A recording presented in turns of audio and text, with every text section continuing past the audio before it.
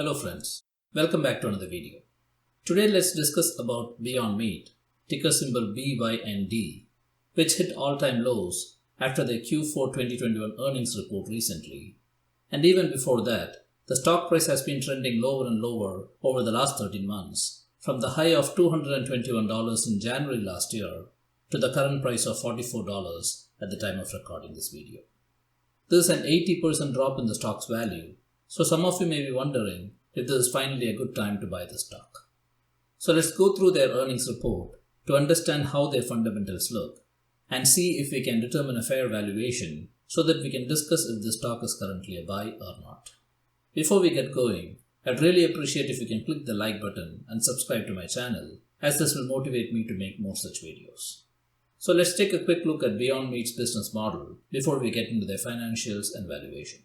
Beyond Meat is a company that produces plant-based meat substitutes using their proprietary processes to replicate animal meat's components from plant proteins. So it is not just a substitute made with tofu or soy like some of the other products in the market, but something that has the look, feel, and arguably the taste of animal meat to some extent. Their products include the Beyond Burger, Beyond Beef, sausage, meatballs, and chicken tenders. Beyond Meat sells their products to both US and international customers, and as you can see here, they have initiated partnerships and deals with several notable brands, both in the retail as well as the food service industry. Personally, I have tried their burger and sausages, and I really like the taste and texture compared to any other plant-based substitutes. Now let's look at some financial metrics from their Q4 earnings report. Beyond Meat has had staggering revenue growth over the last few years, growing revenues from just $88 million in 2018 to $465 million in 2021. The problem, though, is that the revenue growth in 2021 has been much slower than earlier years, but we'll talk about that a little later. The company has an expanding footprint, both in the retail and food service industries across the United States, as well as international markets, and the company's goal is to disrupt the global meat category by taking over their market share.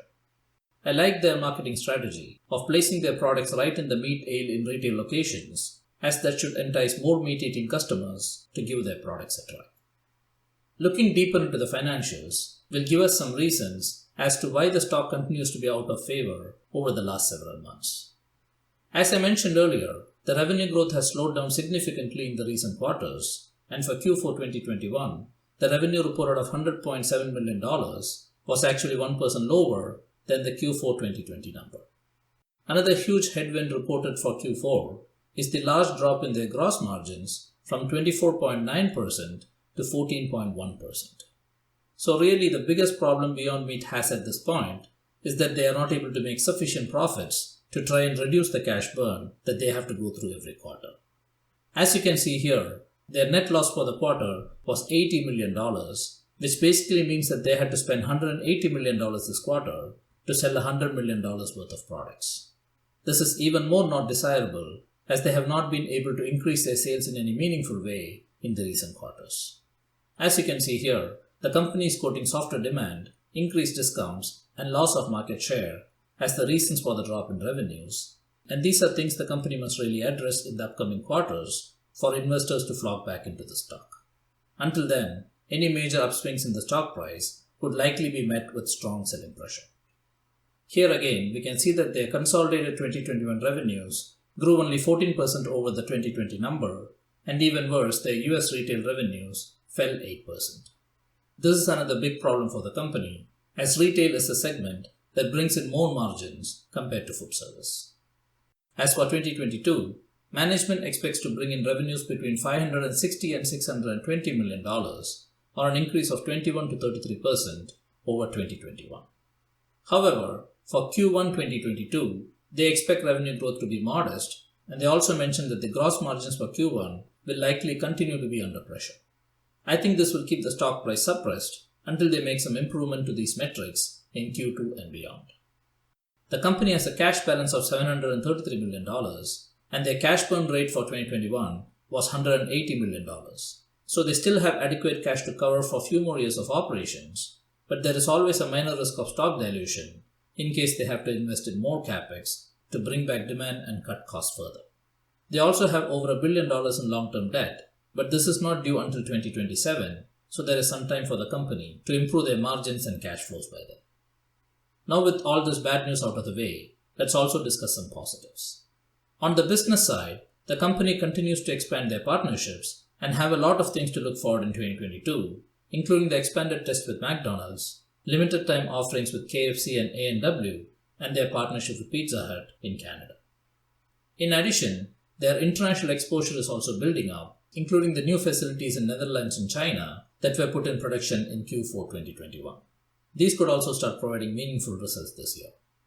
And the CEO Ethan Brown also mentioned during the earnings call that 2022 is the year of execution, hinting that the investments made in 2021 should start showing results in 2022 and in future years. So overall, I do think the company has great potential to continue expanding on their partnerships and try to get a place on the permanent menu with industry giants like McDonald's and KFC, and at the same time also cut their costs by scaling their production so that their margins and cash flows can turn positive in the next couple of years. The problem now though is the current valuation and the possibility of the company not executing well in the near future, by which time their fundamentals and business modes could weaken further. So let's now look at some valuation scenarios to see what we can expect over the next 5 years and determine what would be a good price to buy the stock if we choose to invest in this company. As you can see here, for annual growth projections, let's go with 10, 20 and 30% over the next 5 years and assume their net margins to improve to 5, 10 and 15%, even though I feel that they have to really execute well to even be profitable by then. So as you can see, the numbers under scenario 1 and 2 do not look good at all, as the stock price could decline up to 90% even if they manage to grow revenues and become profitable by 2026. Only under scenario 3, if they manage to grow revenues annually by 20% and earn a 15% net profit, we could consider the possibility of the market assigning them a 20 price to earnings multiple, which will then result in a stock price of just over $80.